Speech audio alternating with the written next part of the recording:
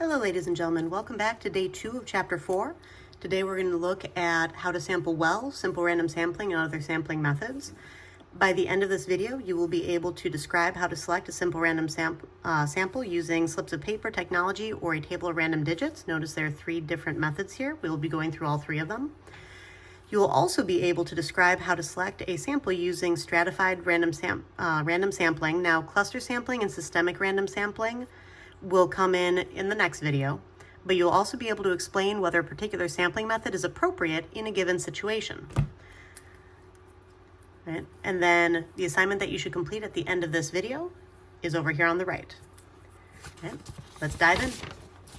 Now, like last time, I do have the different sections of this filled out so that you don't have to wait for me to actually write things in. I do want you to pause as needed so that you can continue your writing, but my main goal is to kind of talk you through the information and make connections. All right, that's the whole purpose of watching a video rather than just reading it for yourself in the textbook, is assistance in actually making those important connections. So 4.1, day 2, random sampling methods, how to sample well. And again, you can find this information from page 253 to 256. All right, so what is one benefit of using a random sample? All right, so random sampling helps us to avoid bias by giving each individual the same chance to be selected for the sample. If we just select on our own, then our subconscious biases can actually enter into our selection process without us even realizing. Using chance to actually do the selection for us takes us out of the equation, which makes things far more equitable. Right, now the definition for random sampling is that random sampling involves using a chance process to determine whether members of a population are included in the sample. All right, so chance process, there are many different things that go into a chance process, and we'll be going through 3 different methods of using a chance process as we get into simple random samples. There are different types of random sampling methods, so we're going to start with the simplest one, which is why it's named this. I know, we're so original. So what's a simple random sample? Notice the initials, SRS, so we actually abbreviate it as SRS. And how do we choose an SRS? All right, so a simple random sample, SRS, of size n, is chosen in such a way that every group of n individuals in the population has an equal chance to be selected as a sample. Every group of a certain number of individuals in the population has an equal chance to be selected as a sample. Not each individual has an equal chance. Every group of a certain number of individuals has an equal chance. That is an important distinction.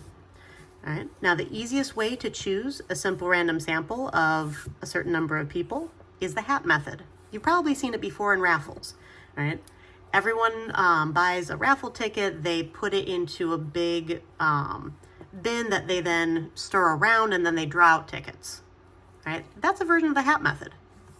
They may not be using a hat, but back in the day, the hat was what was readily available. So step 1, we label. All right? To label in the hat method, you write the name of each individual in the population on equally sized slips of paper. Step 2, we randomize those slips of paper by putting them in a hat or other holding container, and we mix them well. Right? The mix them well part is the randomization. One moment, I have a kitten under my desk attempting to chew cords. Down, Bobby. Come on. All right, and I'm back. Sorry, filming with kittens. It's an adventure. You'll probably have some outtakes at some point of his paw in the video. So step 3, you actually select the individuals. So in this instance, you pull the slips out one at a time until you have identified however many different individuals for your sample that you need for the sample size that you identified. All right, an alternative version is to give each member of the population a distinct number and use the hat method with these numbers instead of people's names.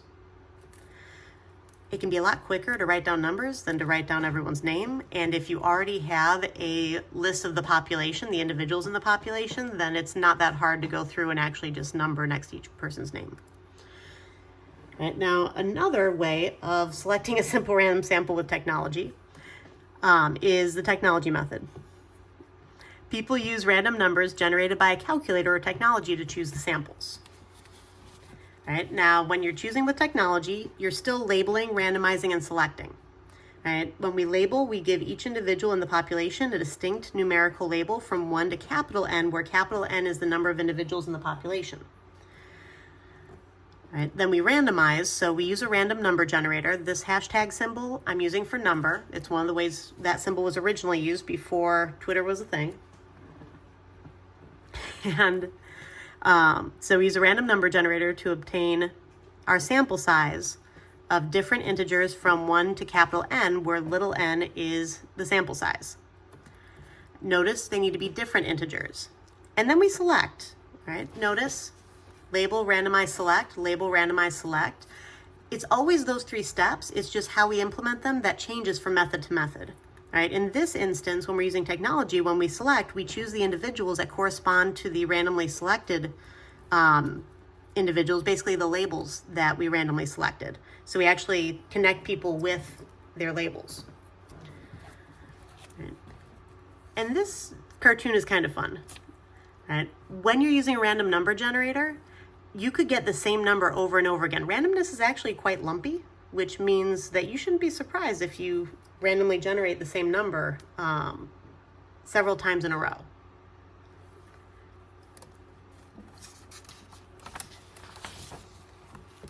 All right, now our final method is the table method.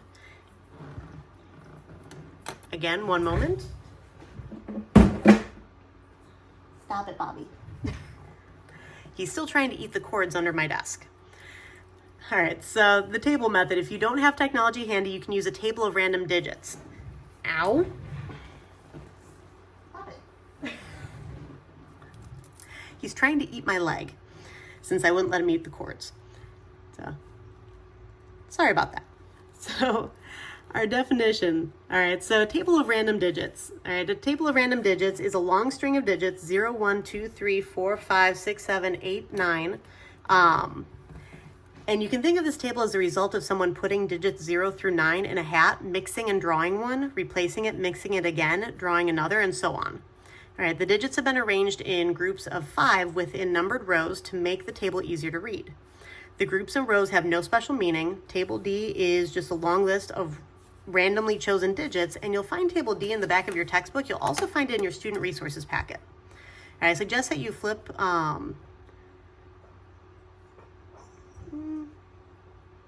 no, you'll find in the back of your book. We actually provided you with the table separately. So let me see if I can find it here in the back of our textbook. Here we go. So in your textbook, here is Table D, our table of random digits. Now, we always want to refer to it as a table of random digits. Not every textbook uses Table D as the random digits table, so please do actually refer to it by its proper name instead of just Table D, despite the fact that many of your book problems will refer to it by name, by its kind of index table name as opposed to its proper name. Right? But these are your table of random digits. And you can see that they correspond to the digits that I have here. All right, so how do we choose a simple random sample using Table D? In other words, our table of random digits in the back of our textbook. Well, once again, we label, randomize, and select. So step 1, when we label, we give each member of the population a numerical label with the same number of digits, and we use as few digits as possible. Now, this is very important. Each one of these individual digits has an equal chance of being selected. When you look at 2-digit numbers, then that probability is going to change. When you look at 3-digit numbers, that probability is going to change. There are 10 distinct single-digit numbers, so each number had a 1 out of 10 chance of occurring. But when you look at 2-digit numbers, there are technically 100 2-digit numbers within the table of random digits that are possible for each pair of values. So this 19 had a 1 out of 100 chance of occurrence, right? That's different. So be very careful with that. And in fact, that's actually detailed down here. When you're working on a table of random digits, it's very important that each label has the same number of digits. If you need 50 labels, use 0, 1 to 50 rather than 1 to 50. The single digit one has a 10% chance of occurring. That's a 1 out of 10. But a 2-digit combination 0-1 has a 1% chance of occurring, basically 1 out of 100 chance. Now, step 2 is when we randomize. All right, so we read consecutive groups of digits of the appropriate length. So we have to identify how many digits we want to be reading for our labels from left to right across a line in Table D. We ignore any group of digits that wasn't used as a label or that duplicates a label already in the sample. All right, and then we stop when we've chosen the appropriate sample size in terms of different labels. All right, and then step 3 is to select. Your sample contains the individuals whose labels you find. Whoop, hold on. I had a kitten climbing me there at the end. And he was starting to turn around to try to get my attention in a less appropriate way. I'll have to play with him once this video is done. All right, now finally, after we do this, so do we usually select samples with or without replacement? All right, and how do we address this when describing how to select a simple random sample? Now, there are 2 definitions that you need to know in order to answer this question. The first definition is sampling without replacement. What does it mean? All right, what it means is that an individual from a population can be selected only once. While sampling with replacement, an individual from a population can be selected more than once because they're put back into the population to be selected again. Without replacement means they're no longer available for selection because they've already been selected. So, do we usually select samples with or without replacement? Well, when you're choosing a simple random sample, we sample without replacement always when we're choosing a simple random sample. Now, many random number generators sample with replacement. So it's important for us to actually explain how we're going to use the numbers that come up. We have to explain that repeated numbers should be ignored, and also any numbers that do not match our labels should be ignored. Right, when we're using technology to select a simple random sample, or even just when we're using the table of random digits, because this is almost like someone used technology ahead of time and wrote out all the digits that they got. Right, so it's very important for us to actually identify what we're going to be doing with the labels we select and whether or not they even are labels, so that people know how to use the randomization process properly to be able to complete their selection. Okay, so let's take a look. Now our next page involves actually going through an example. All right, so mall hours. The management company of a local mall plans to survey a random sample of 3 stores to determine the hours they would like to stay open during the holiday season. And for letter A, we need to describe how to use a table of random digits to select a simple random sample of 3 stores from the list below. Now, you're often asked to use the table of random digits when you're expected to actually then use a table of random digits to choose a sample. When it doesn't identify that you need to use a table of random digits, then you could describe the HAP method, you could describe using technology, but if it says describe how to use a table of random digits, please actually describe that method. Now, remember, we need to label, so give each member of the population a numerical label with the same number of digits and use as few digits as possible. There are 21 stores here, so I used labels from 01 to 21, and I actually stated label the stores from 01 to 21 in alphabetical order. That's exactly what I did.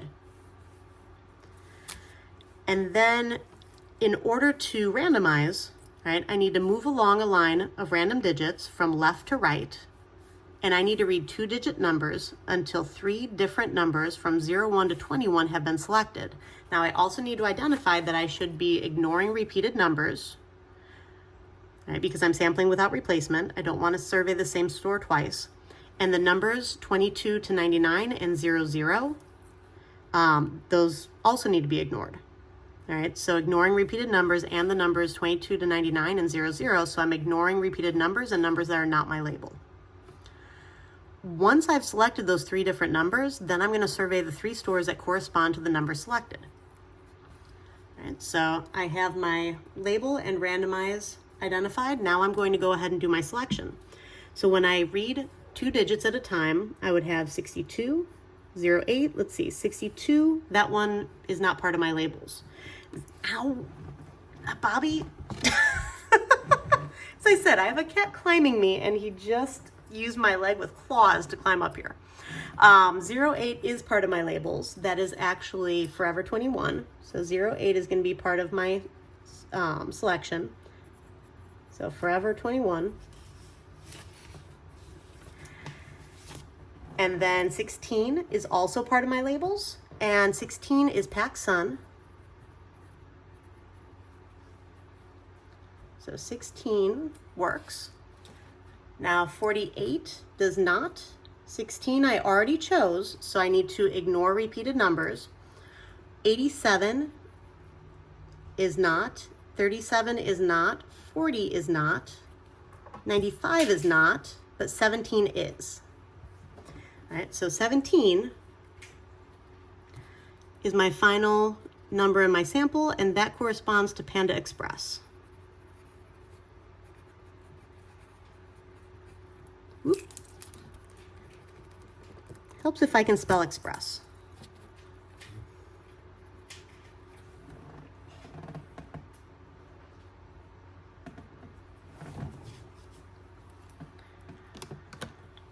All right, so I have 8, 16, 17. Remember, I ignored the 16 here because I'd already chosen it. I'm sampling without replacement. The other numbers were not part of my label, so I needed to ignore them as well. That left me with 8, 16, 17, Forever 21, PacSun, and Panda Express based on how I labeled up here.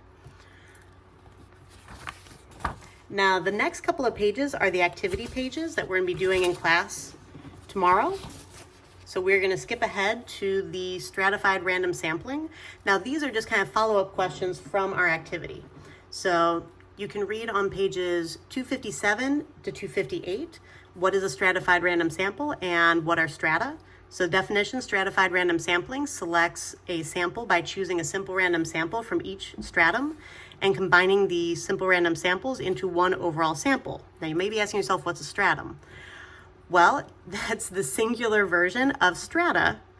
And the definition of strata is that strata are groups of individuals in a population who share characteristics thought to be associated with the variables being measured in a study. All right, so this is the plural version of stratum. All right, stratum is singular, strata is plural. And they're groups of individuals in a population who share characteristics thought to be associated with the variables being measured in a study. Now, what is the benefit of using a stratified random sample, and how do you choose a variable to stratify by? Well, the benefit is a more precise estimate, as you'll see in our example, our activity tomorrow. All right, our estimates will be less variable. That's what it means to be more precise. The estimates will be less variable. And stratified random sampling works best when individuals within each stratum are similar, in other words, homogeneous, with respect to what is being measured and when there are large differences between strata. All right, so there actually needs to be a major difference between that second variable that you're splitting your individuals into strata. And it needs to be something that might affect what's being measured. Now, the best variables to use are the ones that have the strongest association with what is being measured. So here's an example. All right, an AP Stats class at EAHS is conducting a survey of EAHS students to estimate the average amount of time students spend doing homework each night. Within the study, what are some examples of appropriate strata? So examples of good variables to use would be grade level. Different grade levels often have different amounts of homework. Course difficulty, if someone's in an honors course versus a regular course, they likely have more homework to actually complete, so it might take them longer. All right, the average amount of time students spend doing homework changes with these variables. Now, bad variables to stratify based on would be things like gender, height. Whether you're male or female has absolutely no bearing on how much time you spend doing homework. Height, again, physical attributes, they don't really have any effect on how much time you spend doing homework. Now, a caution that you need to keep in mind, do not confuse a simple random sample, SRS, with a stratified random sample. They may have the same initials, but we use the abbreviated name for the simplest version of random sampling. Simplest name goes with simplest sample. Be very careful with that. All right, I'll see you in class, and don't forget to work on your assignment.